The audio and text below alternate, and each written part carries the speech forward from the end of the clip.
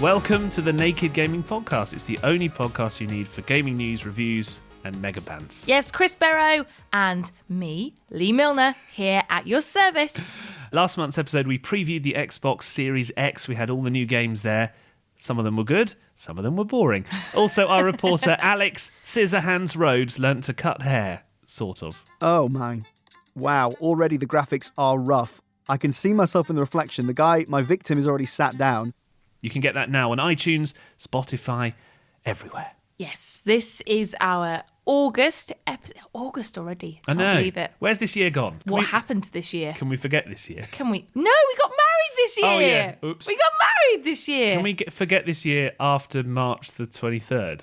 Well, it's been a busy month, hasn't it? How many games have you been playing? You haven't had that much time this month, have you, really? No, but I've been playing a bit of The Last of Us 2. Yeah, you like that, don't you? Yeah. Okay, I've been playing Formula 1 2020 a bit too much. Loads. Like, you'll be out at work late, and I'll be sitting at home going, I can win the Chinese Grand Prix.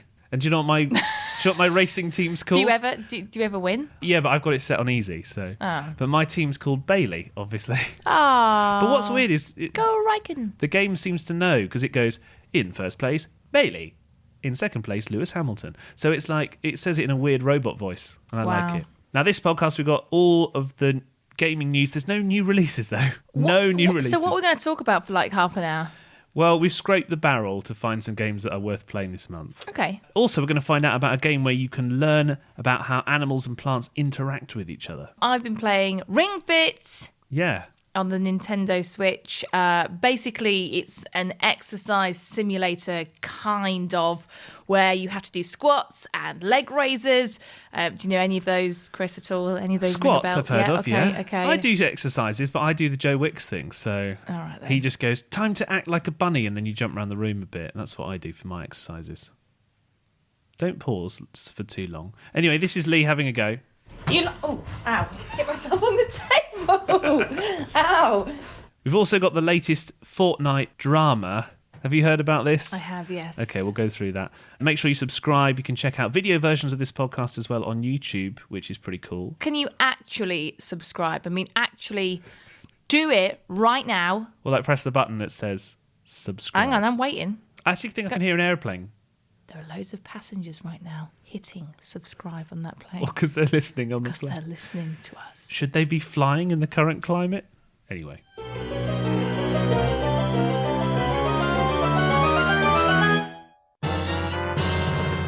Let's get the news now with the nation's favourite newsreader, me. Oh. Yeah. Oh.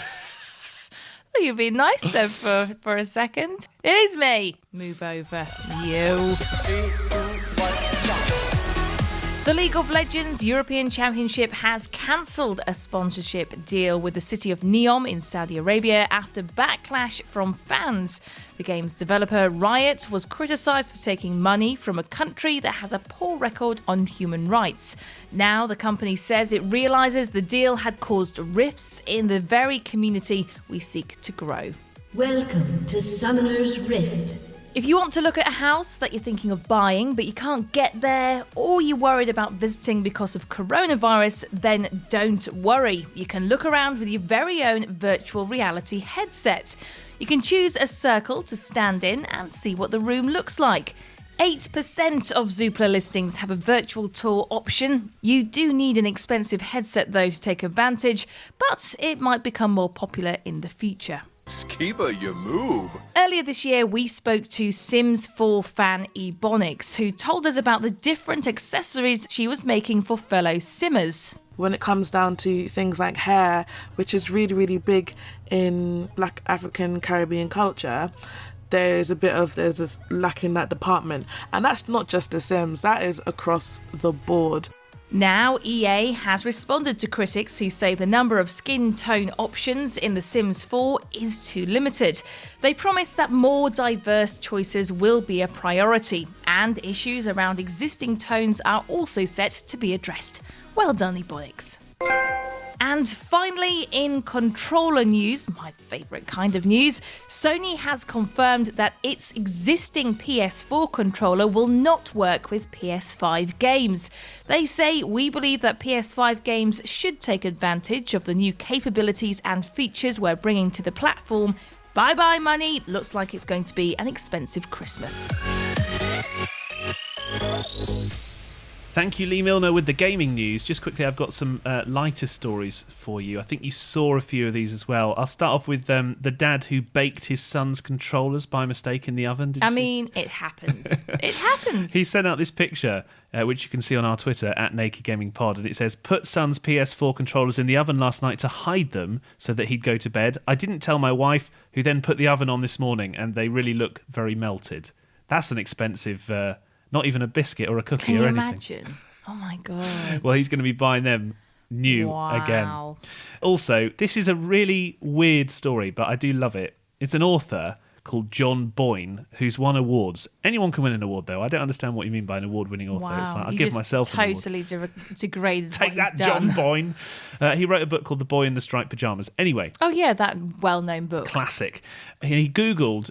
for one of his books, how to dye clothes red, and it came up with loads of ingredients of how to dye clothes, but in the game The Legend of Zelda Breath of the Wild.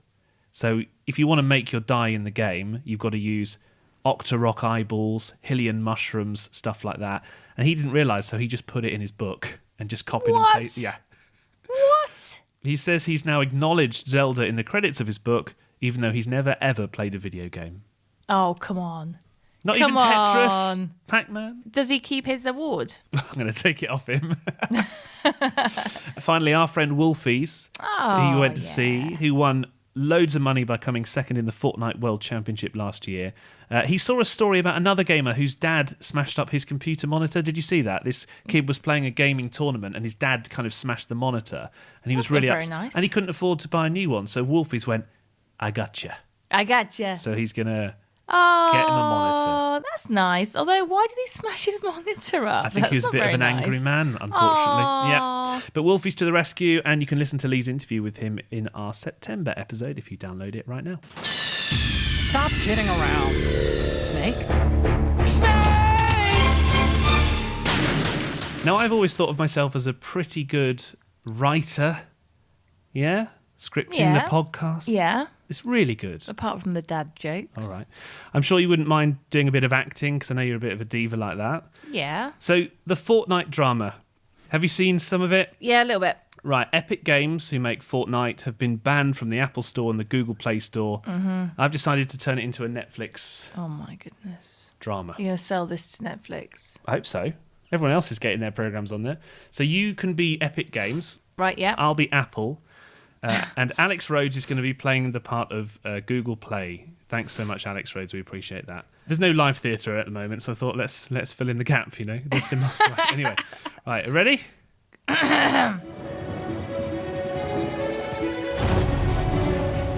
Hello, I'm Apple. This is awful. I'm really happy that I'm taking a 30% cut of all the in-game currency of Fortnite. It makes me happy, and I love money. Hang on! That's not fair. I want to keep some of all that money for myself. It's not fair. You said it's not fair twice, but I did write that in the script. Anyway, I like Google Play. It's nice. thank you, Alex. Sorry, Google, I mean Google. I'm going to let gamers buy in-game. What? Why can't you say buy in-game currency? Have I got the part? No. Yeah, you're the only one available. I'm going to let gamers buy in-game currency for cheaper than they can get on the App Store and on Google Play. Hang on, that's not nice for me. If you do that, I'm going to ban you from the store and you won't have access to all of our gamers. Yeah, not bothered. Hey everyone, discounts on Fortnite V-Bucks. If you buy them directly from me, get your V-Bucks. Way! Activate the ban hammer! Oh, that's not very nice. Everyone who subscribed earlier just starts unsubscribing. And that was our Fortnite drama. Well done. What did you think? I thought it was horrible. But did you understand the story? No, that's actually confused it. Yes, I also did edit in my own applause sound effects. There we go. Anyway, tune in next time for another edition of Fortnite Night. No? How long did it take you to do that? Too long.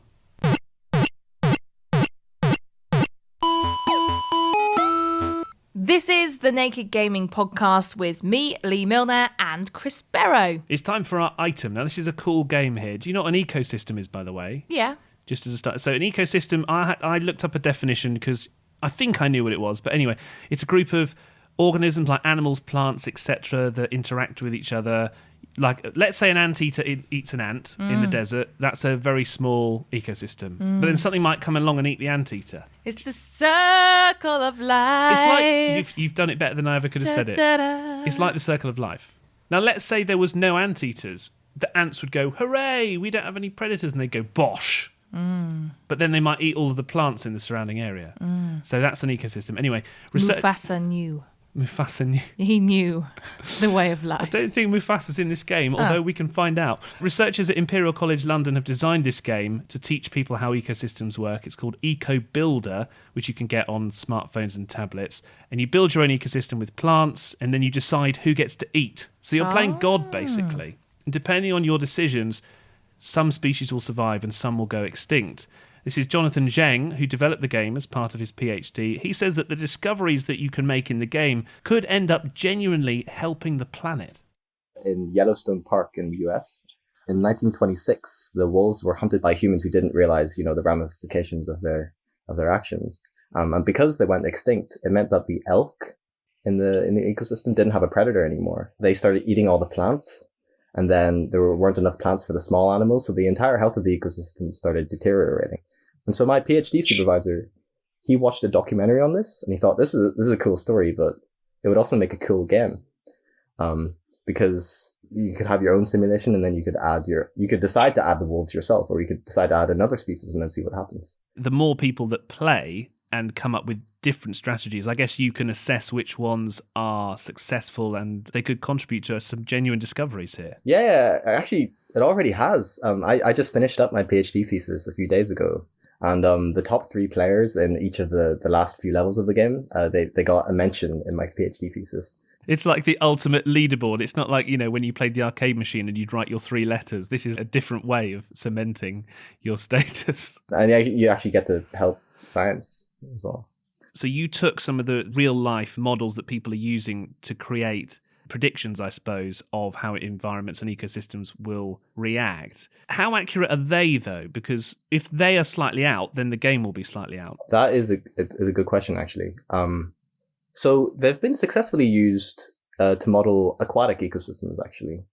There's this thing called EcoPath with EcoSim, which has been used for decades for fisheries to model the impact of like overfishing one species of fish, or the impact of not fishing one other species of fish.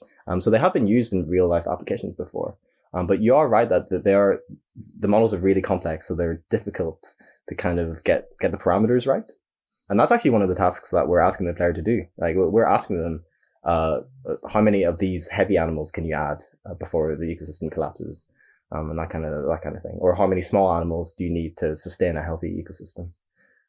Is it better to introduce the wolves, or is it better to not touch anything and just to let it, nature correct itself in a way? One thing that is clear from these mathematical equations is that nature does fix itself, but it can't fix itself if changes happen too quickly. If humans hunted all the wolves to extinction within a number of years, then the ecosystem can't really react that quickly because evolution happens on timescales that are too large. Games usually have to be fun to play. So how did you also make sure that this was actually a fun game to play, that people would want to come back and try and beat the final levels and the high scores? Yeah. So that was actually a problem that took a lot of thinking, because a game studio, when they design a game, they designed the simulation to be fun, whereas we were stuck with our simulation. So it's a weird reversal of the order in which you usually do things. And the way we did it was a bunch of things that a lot of games do anyway. If you add stars to a game, people want to collect stars. And it took a while to design all the levels that are in the game to be kind of puzzles that aren't too difficult, but are still kind of, they still have this light bulb moment where once you solve it, you realize, I understand something now. And that was especially difficult with our simulation because, you had to work around the mathematics, and obviously me and the team had to understand the mathematics as well before we could make the levels kind of the right balance between difficulty and challenging. So interesting. Jonathan Zheng from Imperial College London, and you can download Eco Builder now on the App Store, Google Play, everywhere. but not where you could get Fortnite from, obviously. Let's go on to new releases now. There aren't any. Okay. There's no new release. The end. Game companies now think, well, it's 4 or 5 months to Christmas. Let's just wait. They released loads through lockdown. I know. And then they think, right, Christmas. Well, hang on a second. There is one game, actually, that we can preview, and that's called Fall Guys. It's going huge online, and it's a PlayStation and Steam game. I haven't played it yet, though, but it's apparently this month's only big release. But luckily, one of our friends, Jack Surfleet, who's a broadcaster and he knows about these sort of things, has been playing this game non-stop. So, Jack, take it away. A new Battle Royale game has joined the market, and, well, it's slightly crazy. Fall Guys has been out on PC and PlayStation 4 for only a few weeks, and has already built up a consistent player base. It's not hard to see why. Let me tell you how it works. It's a combination of a Battle Royale and a set of mini-matches, with a few co-op challenges thrown in for your added frustration at your once enemies, now teammates. You'll be playing as one of 60 bean-shaped contestants, and each round you'll waddle, stumble, fall and roll your way to the finish, through slime and hoops, across phantom pathways and over rotating barrels. A small number of players will be eliminated each round until a few of you remain, for a mad dash to get your hands on the crown. The thing that sets this game apart from others is the sheer madness of a small playing area and lots of competition. It's near impossible early on to play with a tactic in mind. It's both frustrating and hilarious. The short load times and fast respawns will leave you trying again and again. You won't get bored though, as there are around 24 different minigames in rotation. It's a game of frustration, luck and downright hilarity, as only one stray piece of flying fruit, an annoying tic-tac-sized contestant or a huge set of swinging balls, stick with me, can derail your chances of qualifying. That said, they're the reasons you'll be coming back and playing again and again and again.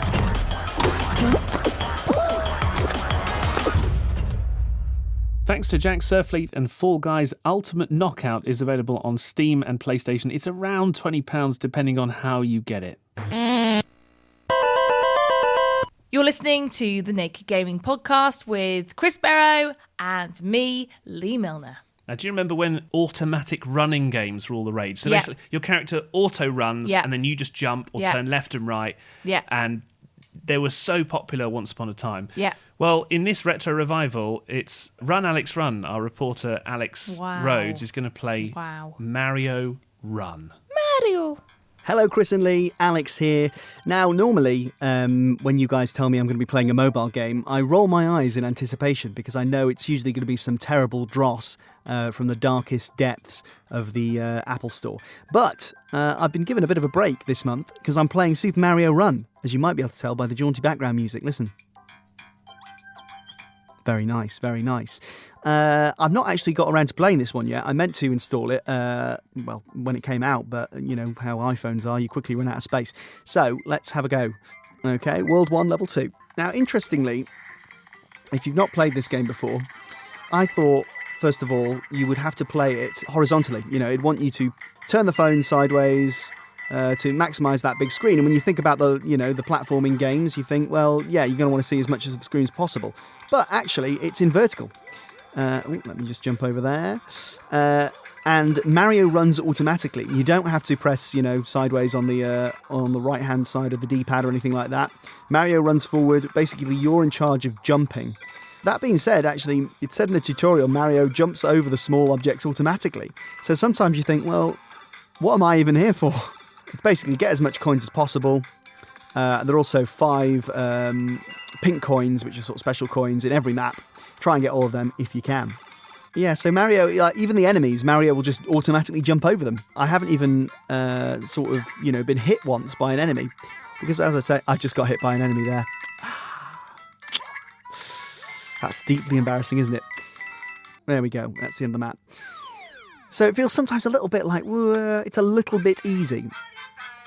And I think the game makes that's part of its selling point. It's a bit of a virtue. Oh, you can hear Toad piping up. it sort of says you can play in the tips. It's like, oh, you can play this with one hand. You only need one hand, and yeah, okay, that's fine. I guess if you're playing on the bus, maybe you can't concentrate as much. So you've got like a little home base area that you can buy different things for. So you can use the in-game currency for that, or if you want to actually plump for the actual currency, which is what they'd love you to do, you can do that as well. So I've already built like a little toad house that lets you play a bonus game. So here we go. Oh, okay. Basically, you pick up or down. There's 4 doors, and one will lead to riches, the other to nothing. But the game's free to download. It's relying on microtransactions, obviously. It's pretty good so far. The graphics are great. It looks like a proper Mario game. It sounds like a proper Mario game.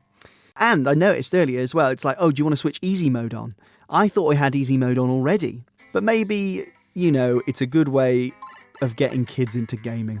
Who knows? Maybe that's what you need these days in the age of TikTok and Instagram. Mario has to be vertical to keep up with TikTok. That's the real reason, kids. Thanks, Alex. Mario Run is available now on mobile devices for free. Time for our simulator of the month on the Naked Gaming Podcast. We've been speaking about your fitness regime during lockdown. Lots of pictures on Instagram of you wearing gym kit. You can follow me at Lee Milner TV, just saying. And we've spoken about your personal trainer, Marvin. Who likes Last of Us 2. Yes, and... has he bought it yet, though? No. Oh, come on, Marvin. He decided to go with Ghosts of Tsushima. That's probably a good choice. He was saying, though, that he likes it. The graphics are amazing. Of Tsushima. It's a very slow start, though. But he says it's just a slash and dash kind of game. Yeah. Like you just, He should have bought The Last of Us 2. I said this to him. Which is what I said. I said this to him. I said it was a non-essential purchase. Goes to Tsushima. Maybe he can play online co-op with you, though, because they're releasing that download. Maybe. Can you imagine? Work, Lee, work! Can't he just use the money that you're paying him to buy Last of Us? I said that to him. I said that. I said, with this money, go buy yourself The Last of Us 2, and he didn't. Maybe he will. So we bought ourselves Ring Fit Adventure this month because we're kind of intrigued as to how it works and what's involved. It's a Nintendo Switch game. Was it £80? Did you pay 80 quid for it? Yeah, so you get the Ring peripheral. It's well made. It's very solid, isn't it? It is. It's well made. It's about 80 quid. You also get a leg strap. So you put one part of the Nintendo Switch controller on your leg for running, and you put the other part... A bit like what holds your iPod. Oh, God, who has an iPod? How old are you? Who has an iPod? An iPhone, that, on your arm. So that goes around your leg, and you can also click the other side of the controller. It's like a big steering wheel, kind of. Now, to press the button, you squeeze it in, you pull it to do other things. It senses what you're doing with the controller, doesn't it? I think I'm a bit of a snob when it comes to fitness stuff. Well, it has to be high quality because you have a lot of, resistance bands and mats. So is it any good? You decided to take it out for a spin. Ring Fit, C-spin. Anyway, play the tape. So your first proper level. Oh, ow. Hit myself on the table. Ow. So you got to, jog, and then you've also got to squeeze it in and out. The ring, that is. Oh, you're putting me off. I was doing really well. Yeah, let's see your feet. It's the best. I hope you're putting that song over the top. Got those tiger feet. Ooh. Level 2 up. Made some gains. I'm quite good at this. This is the first level. Yeah, exactly.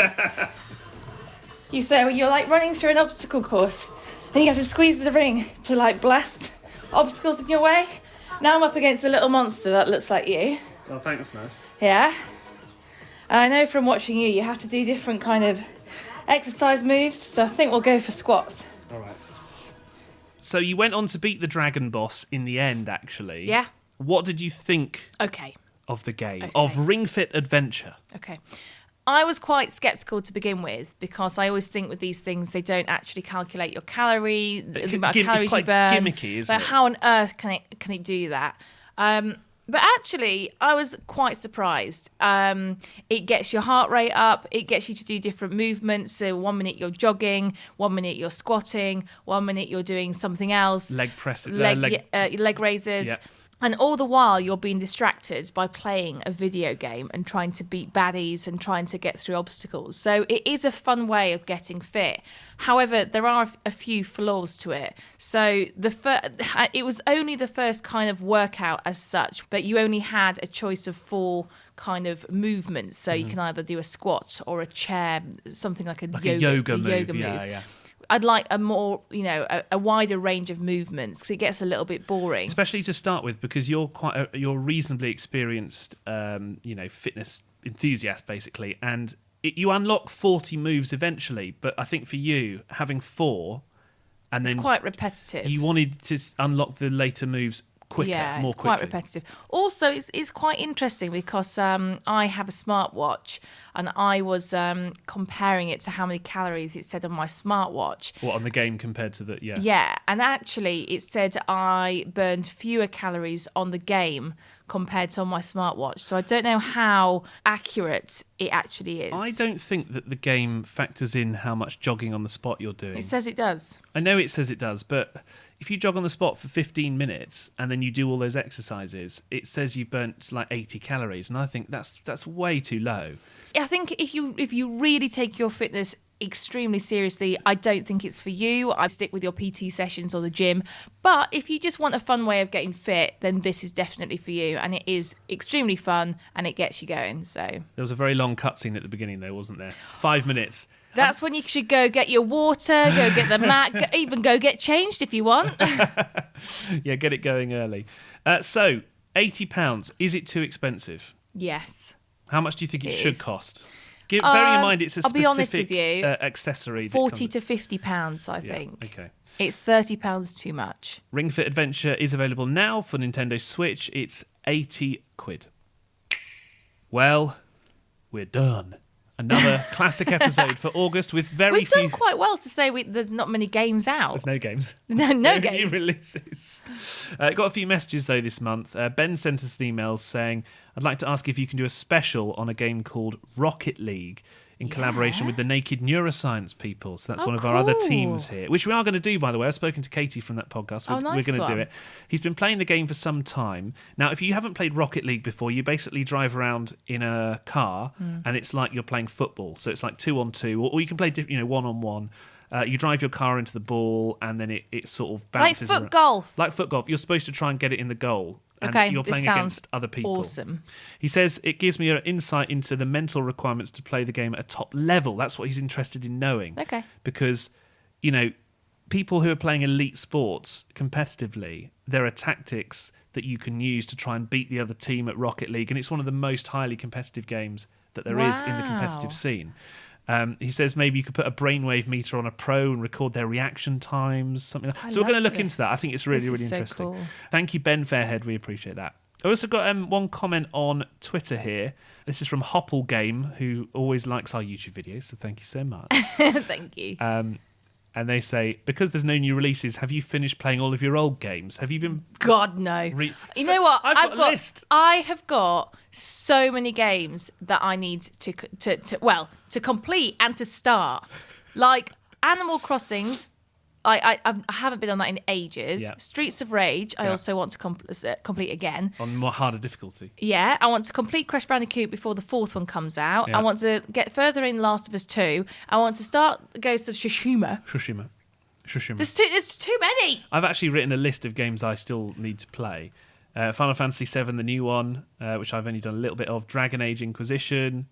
Yes, Your Grace looks a really cool game. I want to go back and complete Alan Wake, Spider-Man. Oh, I actually want to try a bit of Control as well. Death Stranding, I never completed. GTA 5. There's too many. There's too many. Kingdom Hearts, one day. Never going to get there. So yeah, thank you. We'll try and complete some old games. Let us know what you're playing. If you've gone back and decided to dig out Grand Theft Auto 3 and go old school. It's at Naked Gaming Pod on Twitter.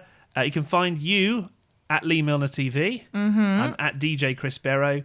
And then there's, of course, at Naked Gaming Pod. I was going to say we should do some exercise to finish, but I come too tired. I can't do it. Come on. Get the headphones off, Chris. Lift the microphone and drop the microphone. Let's go. And lift Come on. Ugh. Let's do some press-ups. I might be back next month. We'll see if I survive this.